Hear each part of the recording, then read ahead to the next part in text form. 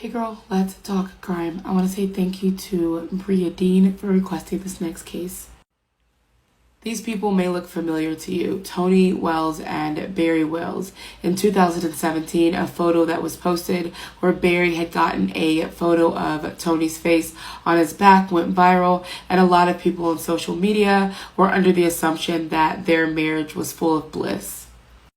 Unfortunately, that was not the case. This was an extremely abusive relationship. Barry had abused Tonie on multiple occasions. There had been multiple protection orders placed against him. And a few days before December 27, 2017, Tonie had made it up in her mind that she wanted better. She wanted out of this relationship, and she was ready to make a change by going into a women's shelter with her daughter. So Tonie ends up texting Barry saying, hey, I'm going to go to the apartment and get some stuff. Like, I don't want any drama. I don't want any problems. I'm going to go to a shelter. Like, I just kind of want to be done. So it took her a few days because that was Christmas. Took her some time to get into the shelter. On the 26th, she was able to get in. Her family dropped her off, and they kind of sent messages back and forth. They FaceTimed. And a little bit after 9, that was kind of the last time that anybody had heard from her. So the following morning on December 27, 2017, Tonie's mother receives a DM from someone that says, call me.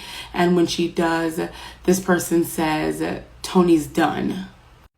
So in the way that her mother described it, hearing this from this person, it made it seem like her daughter had done something to Barry, like maybe killed him or did something really, really bad to where she was going to end up in jail by this person saying she's done. And she was like, well, can you explain that? And that's when he says, I found her body. Your daughter is dead. So her mother, her family was really confused because they were like, she was just at a shelter and they were not sure how she was back at the home that they shared. So according to reports, there had been some arguing that morning, and Tonie had called 911 multiple times that morning saying that her husband was acting odd and that she feared that he was going to kill her.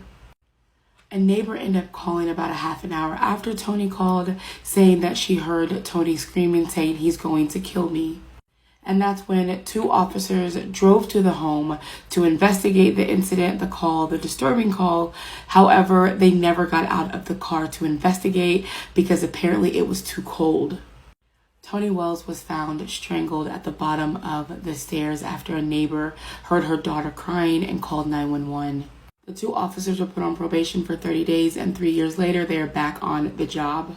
Barry Wells is awaiting trial on second-degree murder.